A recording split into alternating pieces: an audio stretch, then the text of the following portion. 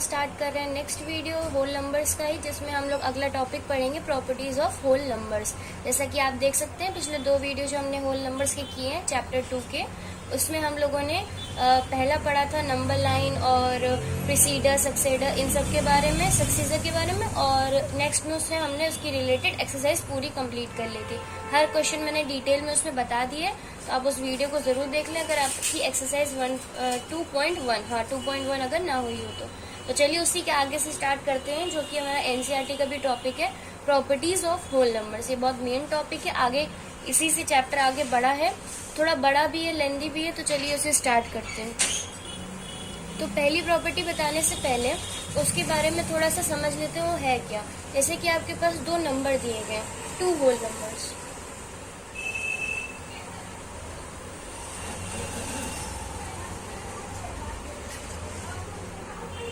जैसे कि मान लीजिए 7 दिया गया है और 8 दिया गया है। अब इसे कहा गया है कि आप इसे ऐड करिए, मैंने इसे ऐड कर दिया, 7 + 8 ऐड, तो हमारा क्या आया, हमारा आया आंसर 15। अब ये बताइए हमने 2 होल नंबर्स लिए हैं, तो हमारा इनको ऐड करने के बाद क्या आया, होल नंबर आया। इसका मतलब क्या है, अगर हम कोई 2 होल नंबर लेंगे और उनको ऐड करेंगे तो हमारा आंसर भी होल नंबर आएगा, इतना आपको पता है। चलिए जैसे कि एक और एग्जांपल ले लेते हैं, मान लीजिए 0 + 15 ले लेते हैं, तब भी हमारा आंसर क्या आएगा, 15, जो कि होल नंबर है। इससे हमें ये पता चला कि अगर हम 2 होल नंबर्स को ऐड करते हैं तो हमारा आंसर भी होल नंबर ही आएगा और कुछ नया नहीं आएगा। ऐसे ही हम आगे भी बढ़ते हैं। चलिए अब देखते हैं, हमने एडिशन को देखा था, अब मल्टीप्लाई देखते हैं, मल्टीप्लिकेशन। अब देखते हैं अगर हम 2 होल नंबर लेते हैं, 2 होल नंबर्स, मान लीजिए 7 और 8 ही ले लेते हैं। चलिए 7 और 8, अब हम इनको मल्टीप्लाई करेंगे, 7 × 8, 7 × 8 हमने मल्टीप्लाई करा, आ गया 56। ये क्या है, हमारा होल नंबर है। ये तो फिर से होल नंबर आ गया, मतलब अगर हम लोगों ने ऐड किया तब भी हमारा होल नंबर आएगा, और अगर हम 2 होल नंबर्स लेंगे अगर हम उनको मल्टीप्लाई करेंगे तो भी हमारा आंसर होल नंबर आएगा। अब जैसे कि मान लीजिए यही फिर से एक इन्हीं के एग्जाम्पल्स को उठा लेते हैं, 0 × 15, पहले ऐड किया था, अब मल्टीप्लाई करेंगे, क्या आएगा, किसी भी चीज को 0 से मल्टीप्लाई करते 0 आती है, और 0 हमारा क्या है, होल नंबर। तो इससे हमें ये पता चला 2 पॉइंट्स कि अगर हम किसी भी 2 होल नंबर्स को ऐड करेंगे या मल्टीप्लाई करेंगे तो हमारा आंसर क्या आएगा, होल नंबर आएगा। तो इसी को शो करने की हमारी जो है प्रॉपर्टी है, उसको बोलते हैं क्लोजर प्रॉपर्टी। क्लोजर ऐसे हम, 1 मिनट मैं इसको रब कर देती हूँ और यहाँ पे लिख देती हूँ। ये मैंने 7 और 8 लिया है, ये CLOSURE, क्लोजर प्रॉपर्टी, इसी को, इन सारी चीजों को ये डिफाइन करती है क्लोजर प्रॉपर्टी। अब चलिए इसे मैं लिख देती हूँ क्योंकि क्लोजर प्रॉपर्टी होती क्या है, और इससे पहले आप इसे नोट कर लीजिए, फिर मैं इसको लिखूँ और इसके फिर एक्सेप्शंस भी बताती हूँ क्लोजर प्रॉपर्टी में क्या आता है और क्या नहीं आता है। तो चलिए इसे नोट कर लीजिए और आगे बढ़ते हैं। चलिए जैसे अब मैंने लिख दिया है, ऐसे मैंने हैशटैग कर दिया, मतलब इसका ये इंपॉर्टेंट है। पहली हमारी प्रॉपर्टी है प्रॉपर्टीज ऑफ होल नंबर में, वो है क्लोजर। तो हमने इसे अभी पहले डिटेल में समझा, अब हम थोड़ा सा और इसकी डेफिनेशन वाइज समझ लेते हैं कि कह क्या रहा है। अब मैंने आपको इतनी सारी चीजें बताई, उससे मेन पॉइंट ये निकल के आता है, whole numbers are closed under addition and also under multiplication. ये आपकी एनसीईआरटी बुक में भी डेफिनेशन दी है और मैंने यहाँ पे भी लिखी है क्योंकि ये इंपॉर्टेंट है।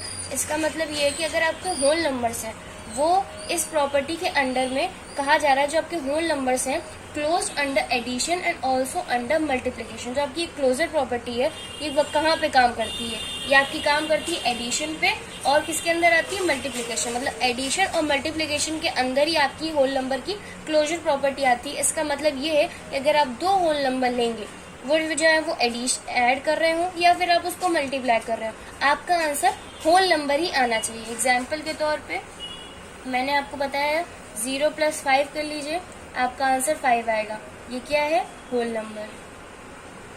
एग्जाम्पल के तौर पे लिख लीजिए, ये दिया नहीं गया लेकिन मैं लिख दे रही हूँ ताकि आपको समझ में आए क्लोजर प्रॉपर्टी क्या किसने है। अब इसी को शायद आप मल्टीप्लाई भी कर देंगे तब भी 0 आएगा, 0 आपका होल नंबर होता है।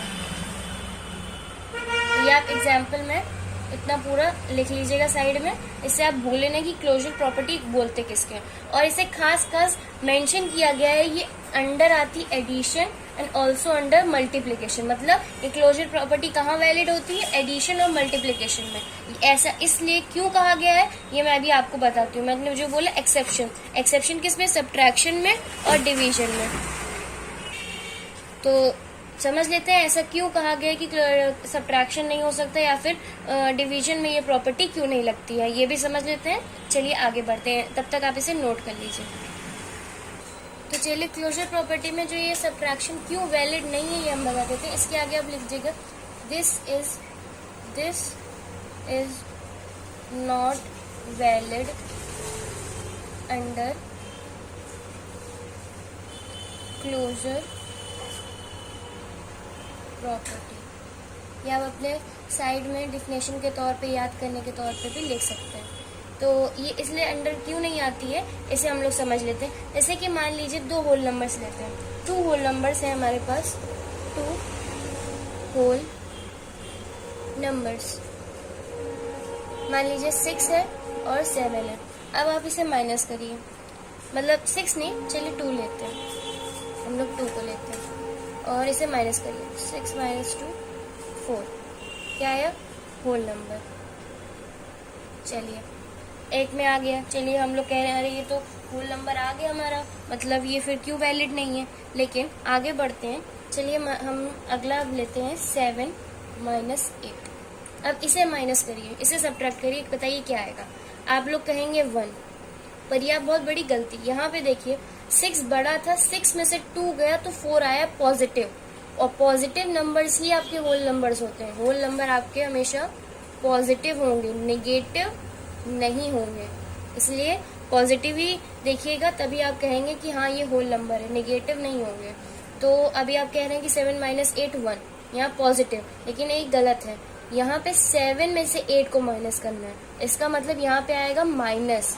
ये एक अलग टाइप ऑफ नंबर्स हैं जो कि आपके अगले चैप्टर में आएंगे, इन्हें इंटीजर्स बोलते हैं। ये आपका अगला चैप्टर है, आप देख सकते हैं 6th या 7th आपका ये चैप्टर है जो मैं करवाऊंगी आगे।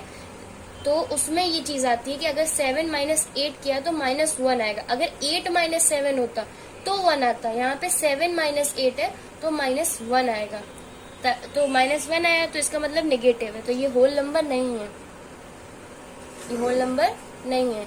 This is not whole number.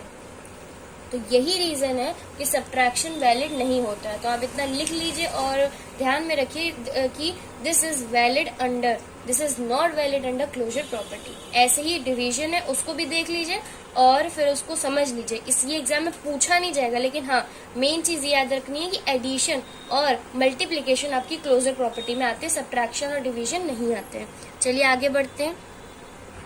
हाँ नेक्स्ट है हमारा डिवीजन। अब डिवीजन क्यों नहीं आता है, इसका रीजन ये इसलिए वैलिड नहीं होता है क्योंकि मान लीजिए 2 होल नंबर्स है हमारे पास, होल नंबर्स। ये रीजन मैं आपको इसलिए बता रही हूँ क्योंकि एनसीईआरटी में दिए, लेकिन कभी कभी समझ नहीं आते हैं, तो आपको पता होंगे तो आसानी रहेगी याद करने के लिए कि एडिशन और मल्टीप्लिकेशन ही को क्यों कहा जाता है। चलिए मान लीजिए मैंने लिया 8 / 4, ये 2 नंबर लिए 8 और 4 होल नंबर्स हमारे, इनको डिवाइड करिए, क्या आएगा 2।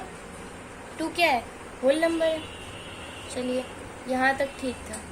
अब अगला एग्जाम्पल लेते हैं। मान लीजिए अब मैं लेती हूँ 5 / 7, ये दोनों प्राइम नंबर्स हैं। प्राइम नंबर्स आपको पता है जो खुद से ही डिवाइड होते हैं और किसी से नहीं होते हैं, ये प्राइम नंबर है, ठीक है। अभी दोनों प्राइम नंबर है, अभी अपने आप से ही डिवाइड होते हैं और किसी से तो होते नहीं, तो ये तो डिवीजन हो नहीं रहा। तो अब इसको क्या लिखेंगे हम लोग, 5/7, ये तो फ्रैक्शन फॉर्म हो गया, ये फ्रैक्शन फॉर्म है। ये भी आगे आपका चैप्टर है, सारे चैप्टर्स आएंगे, अभी सिर्फ बात चल रही है इसकी फ्रैक्शन में। तो ये तो होल नंबर नहीं है, नॉट होल नंबर। तो यही एक रीजन है कि इस वजह से ना डिवीजन लिया जाता। डिवीजन इसलिए नहीं लिया जाता कि वो फ्रैक्शन फॉर्म में आ जाएगा, सब्ट्रैक्शन इसलिए नहीं लिया जाता क्योंकि वो इंटीजर फॉर्म दे देता है। तो यही मेन रीजंस होते हैं कि क्लोजर प्रॉपर्टी के अंडर ये नहीं आते हैं, नॉट वैलिड। ये लिखिएगा किनारे आप अपना, ये बताया गया रीजन कि क्यों नहीं आएंगे। मेन आपके क्लोजर प्रॉपर्टी की डेफिनेशन मैं पीछे लिखवा चुकी हूँ, उसी को याद रखिएगा और उसी से क्वेश्चन सॉल्व होंगे आगे के। चलिए आगे बढ़ते हैं अपनी नेक्स्ट प्रॉपर्टी पे, तब तक आप इसे नोट कर लीजिए। हमारा नेक्स्ट टॉपिक भूल गई थी मैं, इसे एनसीईआरटी में उसके बाद अगली प्रॉपर्टी है उसे समझ लेते हैं, थोड़ा इंपॉर्टेंट है। डिवीजन बाय जीरो, किसी चीज का जीरो से डिवीजन होना। अब जैसे कि आप देखेंगे, मान लीजिए मेरे पास 2 नंबर्स है, 8 डिवाइडेड बाय 2। अब हम इसे डिवाइड करते हैं। डिवाइड करने के लिए क्या करेंगे, हम लोग नॉर्मल सा लंबा वाला मेथड देखते हैं। चलिए पहले करते हैं।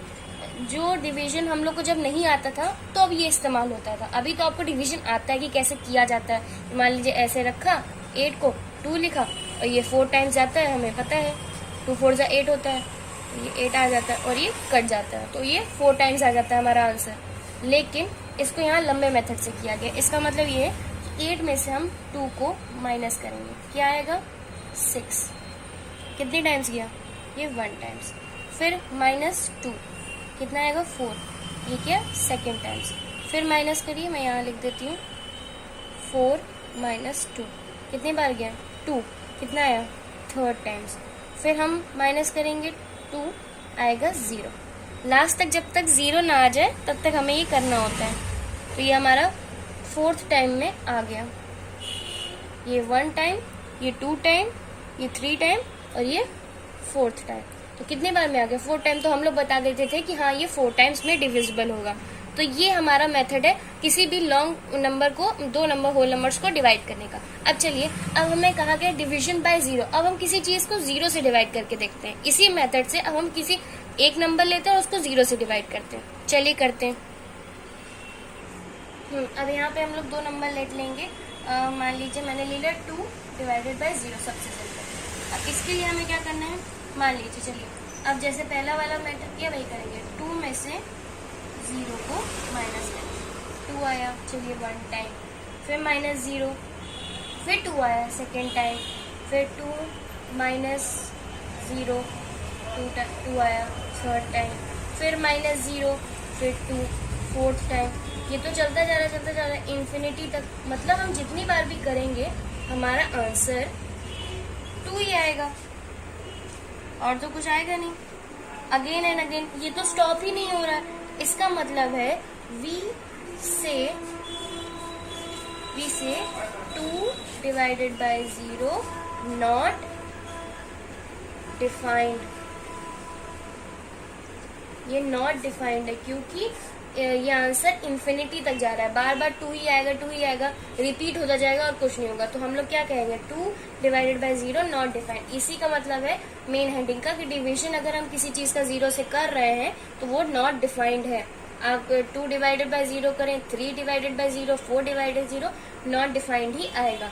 तो ये हमारा टॉपिक था जो रह गया था। चलिए अब आगे अपनी नेक्स्ट प्रॉपर्टी पे बढ़ते हैं और उसे समझते हैं। हमारी नेक्स्ट प्रॉपर्टी है जो कि बहुत इंपॉर्टेंट है, वो है कम्यूटेटिविटी। अब ये सेकंड है हमारी प्रॉपर्टी जो कि बहुत इंपॉर्टेंट है। पहली क्लोजर थी जिसके बारे में हमने समझा, अब कम्यूटेटिविटी है। इसका मतलब है कि अगर हम कोई भी 2 होल नंबर्स लेंगे, उन्हें हम commutativity of addition and multiplication लिया, तो यहाँ पे हम एडिशन और मल्टीप्लिकेशन की बात करेंगे, सब्ट्रैक्शन और डिवीजन की बात नहीं करेंगे, क्योंकि सेम चीज इसमें यही है कि यहाँ पे सब्ट्रैक्शन और डिवीजन पॉसिबल नहीं है, सिर्फ एडिशन और मल्टीप्लिकेशन है। ठीक है, एडिशन और मल्टीप्लिकेशन है। तो चलिए सबसे पहले बात करते हैं एडिशन की।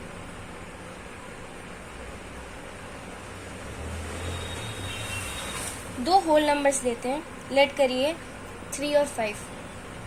ये 2 नंबर मैंने लेट किए, ठीक है। अब हमें इन्हें ऐड करना है। तो चलिए सबसे पहले हम लोगों ने, आपने नंबर लाइन पढ़ी थी ना पिछले वीडियो में, नंबर लाइन मैंने पढ़ाई है उसमें पूरी तरीके से, आप पिछला वीडियो देख लीजिए, प्रोसीडर और सक्सेसर वाले वीडियो में है, उसमें नंबर लाइन डिटेल में है। तो अब हम एक काम करते हैं, नंबर लाइन से समझते हैं, थोड़ा आसानी से समझ में आएगा। हम देखते हैं यहाँ पे लिखा है 0 1 2 3 4 5, ठीक है। एक और बना लेते हैं, ये देखिए 1 0 1 2 3 4 5। अब बताइए मैंने 2 बनाई है, इसका मतलब है हम एडिशन समझ रहे हैं, तो हमें क्या करना है 3 + 5। चलिए यहाँ से हम क्या करेंगे 3 + 5 नहीं, अरे नहीं एक मिनट मैं आपको बता दूं, 3 और 5 नहीं लेंगे क्योंकि हमने यहाँ पे नंबर लाइन से 5 तक बनाई है। इसका मतलब हमें 2 वो लेने हैं 2 और 3। 2 और 3 लेते हैं, थोड़ा सा कम नंबर लेंगे तो जल्दी समझ में आएगा। चलिए हम लिखते हैं, यहाँ पे हम करते हैं 2 + 3। 2 + 3 लिखा है, इसका मतलब है हमें नहीं ये नहीं 3 + 2, ठीक है। तो 3 से हम लोग 3 + 2 लिखा है, एडिशन आपको समझाया था नंबर लाइन में कैसे करते हैं। 3 लिखा है, 3 पे हम लोगों ने पॉइंट रखा, +2 1 2 पहुंच गए हम लोग अपने 5 पे। इसका मतलब क्या आंसर क्या आ रहा है 5। चलिए अब यहाँ पे हम लोग करते हैं इसका उल्टा 2 + 3। अब हम चेक करेंगे 3 + 2 पे 5 आ रहा है, अगर 2 + 3 पे भी 5 आया तो इसका मतलब है एडिशन हमारा कम्यूटेटिव है। तो चलिए 2 + 3 करते हैं। अब क्या 2 पर पॉइंट रखेंगे, 3 टाइम्स इसको बढ़ाएंगे 1 2 3, ये देखिए 5 हमारा 5 आ गया। इसका मतलब ये भी 5, तो ये दोनों क्या आ रहे हैं आंसर सेम आ रहे हैं, ये सेम आंसर आ गया। इसका मतलब हमारा जो एडिशन है वो कम्यूटेटिव है, इसीलिए इसको कहा गया। इसका मतलब यही है अगर a + b है is equal to b + a। ये वर्ड के फॉर्म में मैंने लिख दिया, आप इसे लिख सकते हैं साइड में, आपको समझ में आ जाएगा। कम्यूटेटिव का मतलब यही एडिशन के लिए, ये एडिशन के लिए था, एडिशन में आप इसे लिख लीजिए। अब हम मल्टीप्लिकेशन समझ लेते हैं, उसके बाद आगे बढ़ते हैं, नोट कर लीजिए। तो मल्टीप्लिकेशन का भी यही रूल है, a × b करें या फिर b × a करें, सेम आंसर अगर इक्वल है तो इसका मतलब ही कम्यूटेटिव है मल्टीप्लिकेशन के अंदर। तो चलिए दो हम वो लेते हैं नंबर्स, लेट करते हैं 4 और 5। चलिए 4 × 5 करते हैं, क्या आएगा 20। अब ये उल्टा कर देते हैं 5 × 4, क्या आ रहा है 20। आंसर सेम आ रहा है, इसका मतलब है कि हमारा ये जो मल्टीप्लिकेशन है कम्यूटेटिव के अंदर आता है। मैंने इतना डिटेल में एक्सप्लेन नहीं करा क्योंकि मैंने एडिशन में भी ये चीज़ करवाई थी।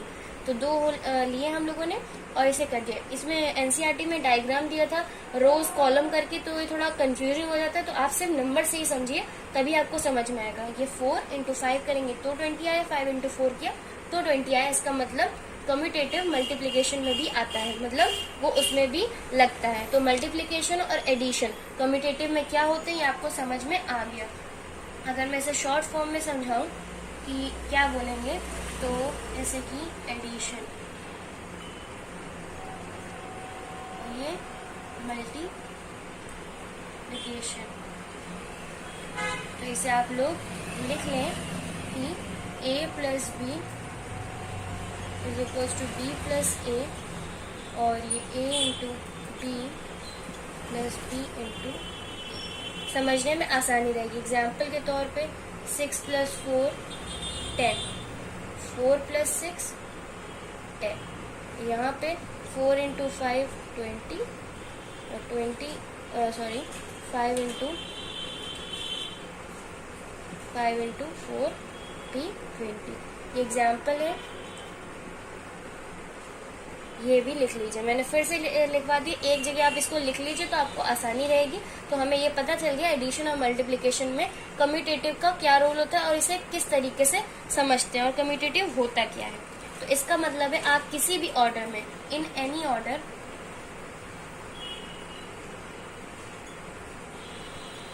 यू कैन ऐड और मल्टीप्लाई, ठीक है। मतलब आप कोई भी होल नंबर किसी भी ऑर्डर में ऐड कर सकते हो या मल्टीप्लाई कर सकते हो। ऐसा नहीं है कि अगर आप ऑर्डर वही रखोगे या दूसरा कुछ ऑर्डर कर दोगे तो आंसर गलत आएगा। ये आपका सब्ट्रैक्शन और डिवीजन में होता है। अब चलिए उसको भी समझ लेते हैं। अब कम्यूटेटिव का मतलब क्या था, किसी भी ऑर्डर में रखे आंसर सेम है। पर यहाँ पे एक कंडीशन, 2 कंडीशंस हैं। पहली कंडीशन ये है subtraction is not commutative for whole numbers. इसे आप नोट भी कर लीजिए कि ये नॉट कम्यूटेटिव है होल नंबर्स के लिए। क्यों, इसलिए कहा गया है। अब मान लीजिए आपके पास 2 नंबर्स हैं, मान लीजिए मैं क्या लूँ, चलिए 5 ले लेती हूँ और 3 ले लेती हूँ। अब मैं इन्हें पहले ऑर्डर में करती हूँ। चलिए a + b, ऐसे करके करेंगे तो थोड़ा आसान होगा। तो मैं 5 - 3 सब्ट्रैक्ट कर रहे हैं हम लोग, यहाँ पे एडिशन की वजह से नहीं, 5 माइनस 3, तो क्या आएगा, बड़े में से छोटे को माइनस कर रहे हैं, 5 माइनस 3 तो 2, आंसर पॉजिटिव ही रहेगा। चलिए अभी होल नंबर है ये।